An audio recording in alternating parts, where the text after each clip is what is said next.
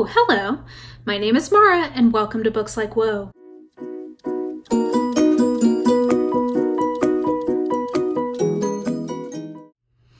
Okay, 2018 is now over, but I have one last kind of like listicle thing for 2018. We did my worst books, we did my best books, we did best and worst series, we did best and worst of a lot of different genres, and the last thing I wanted to leave, because this is something that I always do in my like monthly wrap-ups, is my most surprising books of 2018.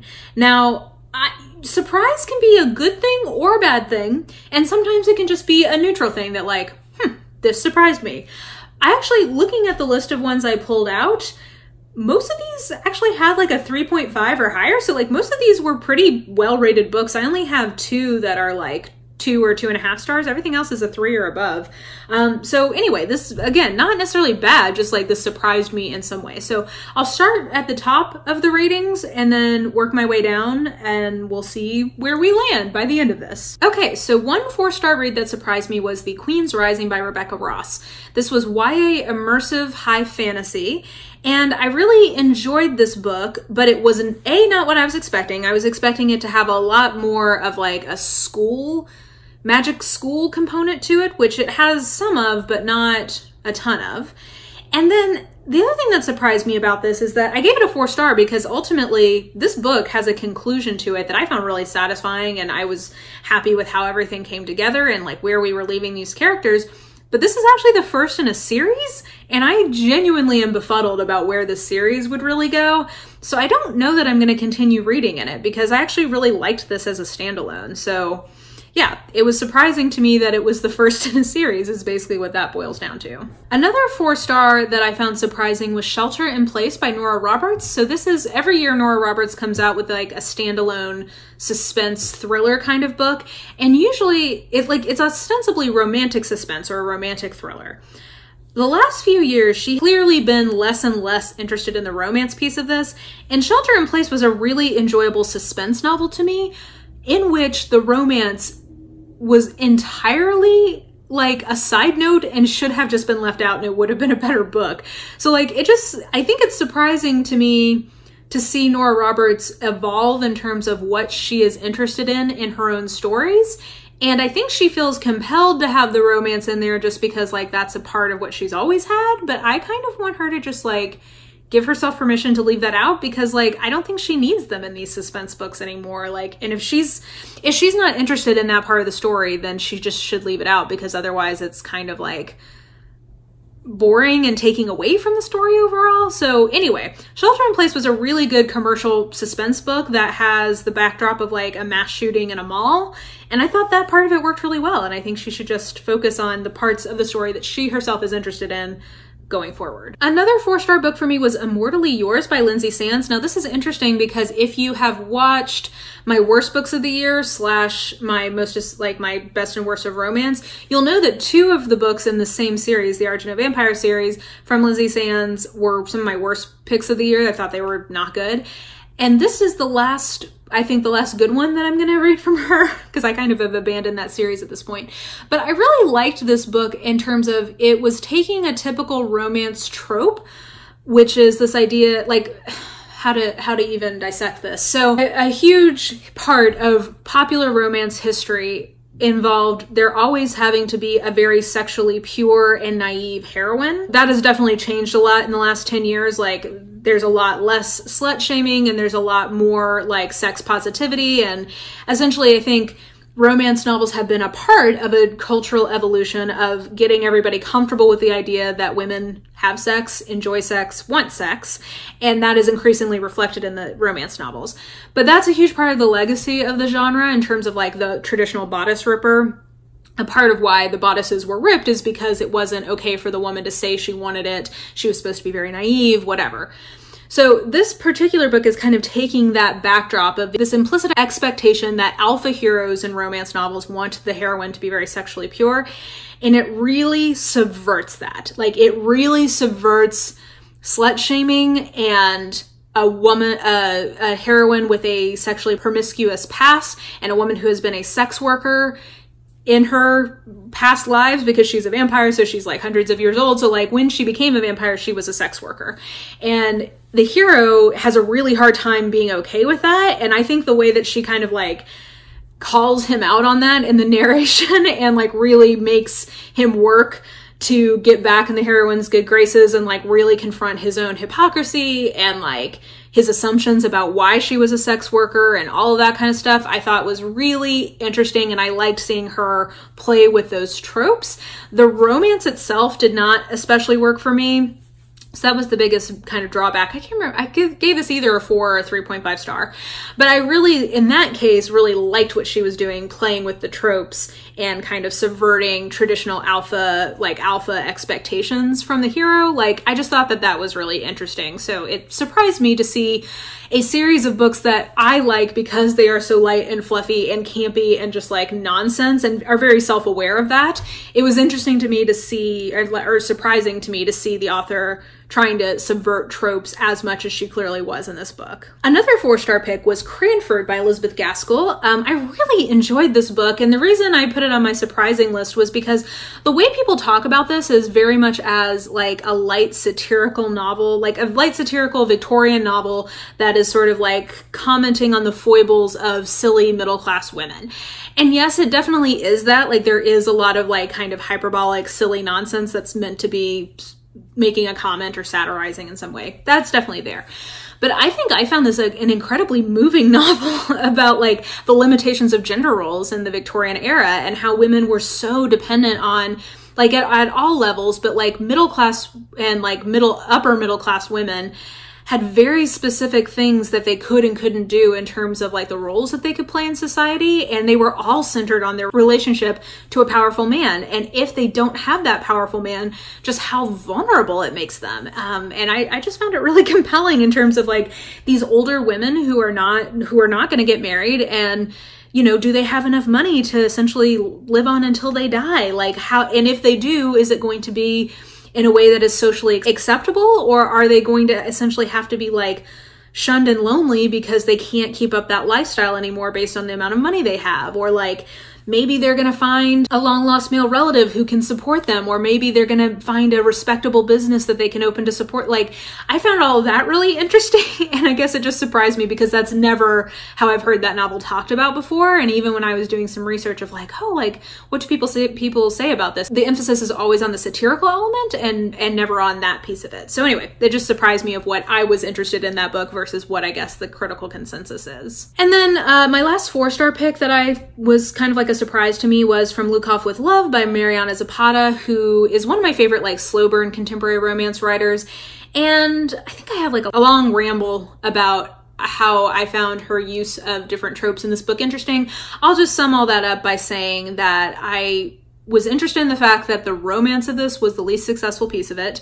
I really liked the kind of focus on the heroine's career because she is a figure skater. Like, it's a lot of this is about how much she's had to give up in her life with her family to be able to be successful in that, and how she then kind of has to confront, like, was that trade-off worth it? And when she's getting this second chance to kind of revitalize her career, will it be worth it to limit her time with her family again for this chance to follow her dream? So a lot of what I was interested in this book was kind of focused on this idea of women having to choose, like feeling conflicted about following their dreams versus like the sacrifices they might have to make with their family, and like how women are portrayed in social media and having to deal with that and all of that. I also just generally found it interesting that in 2018, she chose to make the hero a rich Russian. I'll just leave that there. How about that? Okay, moving into my 3.5. So the first one is Down Among the Sticks and Bones by Seanan McGuire, which is the second in her Wayward Children series.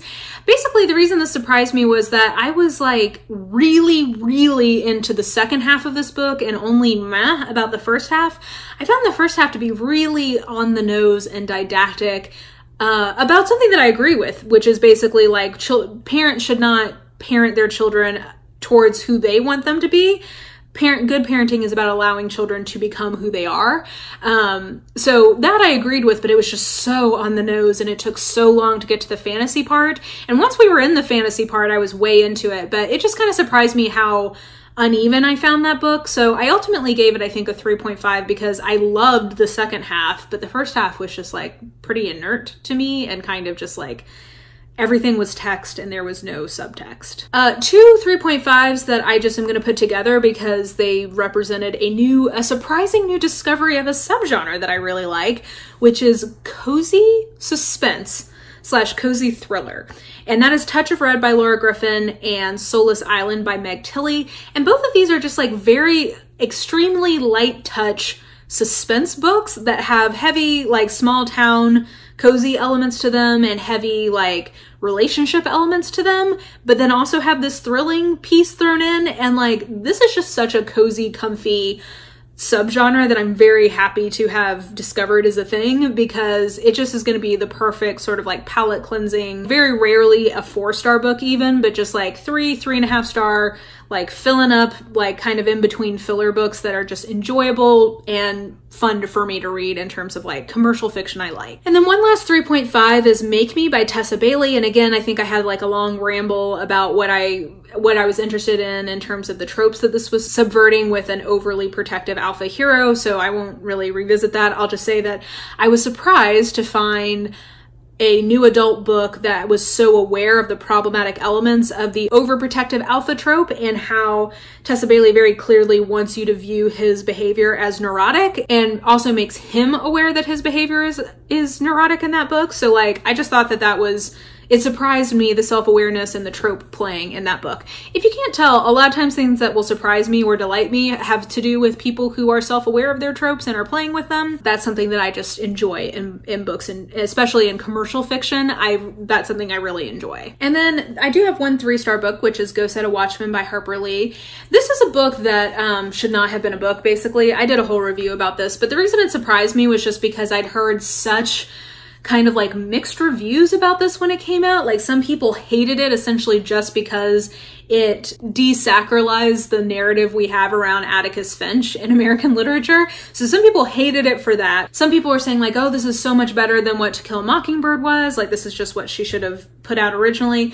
So I guess I just wasn't sure what to expect from this. And what I found basically was that I don't think that this is a novel. I think that this should have been a short story, but that I really liked the complication of Atticus Finch's character. And I think that that makes the original even more interesting to me, knowing that this is kind of where she sees him ending up.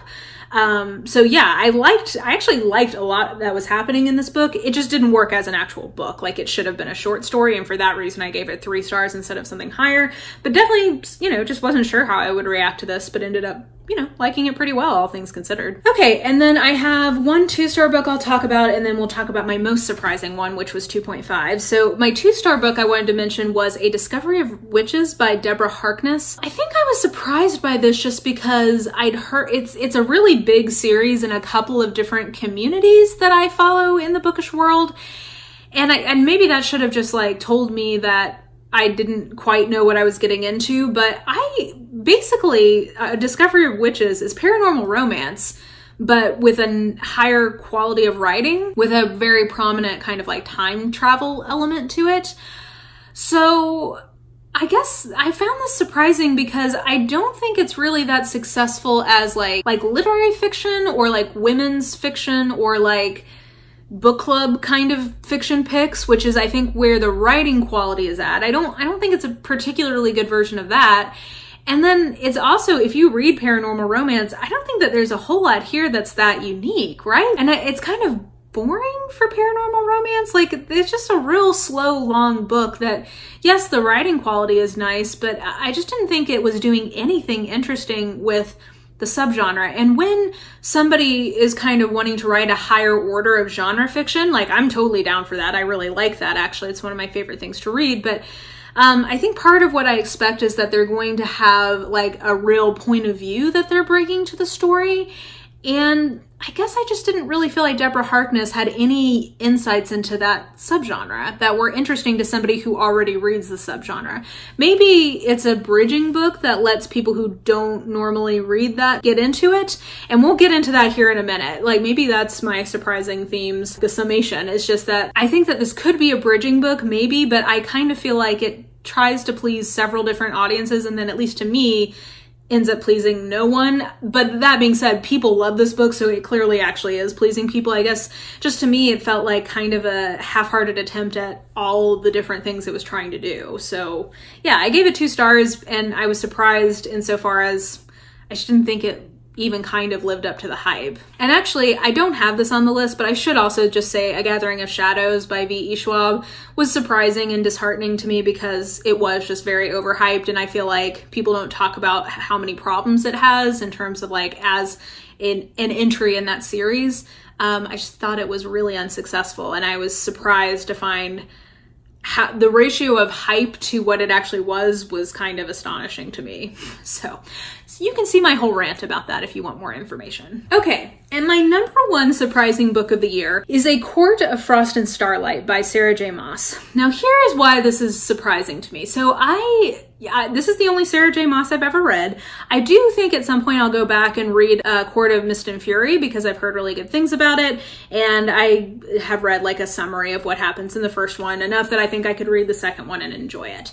Here's the thing. This book, like, I think my impression of this series was that it was much more of a fantasy series, at least based on this book.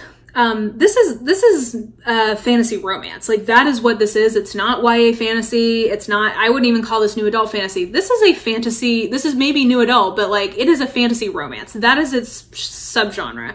Clearly what the author is interested in is these relationships and like the sexy times and all of that.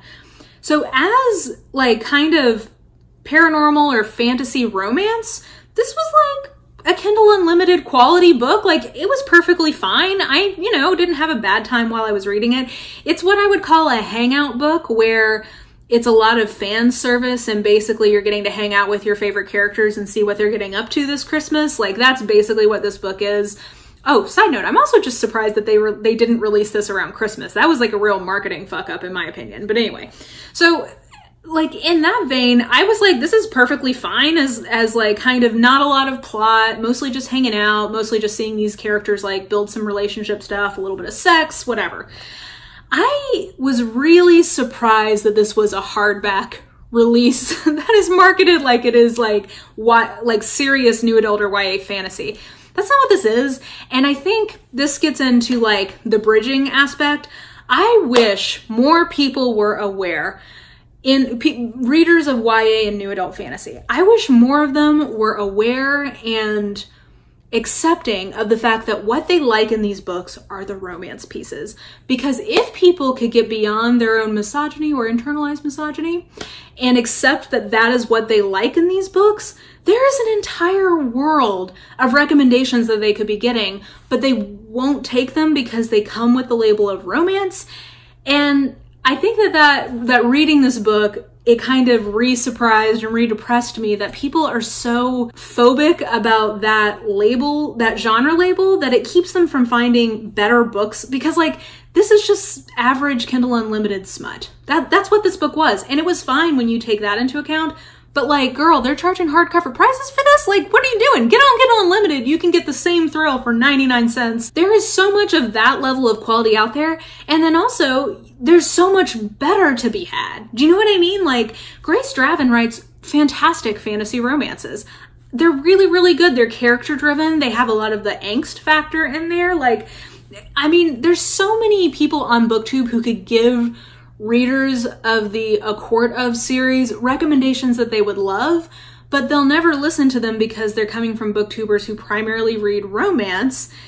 And so they won't, I don't know, this just like opened up a whole avenue of surprise and disappointment to me, because it's sort of like how in YA, most contemporary YA, when people say contemporary YA, what they mean is contemporary YA romance, but they never put the romance in there because it keeps people from being okay with the fact that that's what they're reading. And like, again, if you love YA contemporaries, there are so many people who can suggest adult contemporaries to you that you would probably really, really like. And you don't take them because it's, I don't know. This just, basically this book genuinely surprised me because I kind of knew that there was a lot of romance in the A Court of series, but reading it and just realizing like, this is just average romance. Like, that's what this is. This is like a romance series that's only of average quality, and it's so popular, it's being sold at these hardback prices. Sarah J. Maas is like laughing all the way to the bank, making hardback dollars off of this Kindle Unlimited smut. Like, why, like, how has this happened? Is this really where we're at, that like our like limitations on accepting the kind of books we like to read? I don't know. I don't know if I'm making any sense with this, but it just was like a befuddling and confusing and surprising experience, because I did love all the roast reviews of this, but I mean, I didn't necessarily have that negative of a response to this. This was more just like, oh, like, this isn't what I thought it was going to be. So anyway, that was a real long ramble. I don't know if any of that made sense, but anyway, all said and done, I have very confusing feelings about A Court of Frost and Starlight, and all of them boil down to like shruggy emoji. So that's why it's my most surprising book of the year, because I don't really know what to do with the book that I read versus people's engagement with that series and engagement with that genre. Like, I'm just sort of like, I don't know how to make this all come together. That was my most surprising of 2018 list, and that rounds out all of my best and worst listicles for 2018. So now we're gonna do a little pivot into wrapping up my reading month for December, and then we'll come back and take a look at how I did for 2018 in general, just like stats wise and like goal wise, and then we'll talk about some goals for 2019. So like, we're basically spending a month on this channel wrapping up 2018 and moving into 2019, so I hope everyone's cool with that, because that's just the way things worked out. If you enjoyed this video, please like, subscribe, follow me on the social medias if you are so inclined. I have all that information listed in the description box below, and I will just talk to you soon. Bye!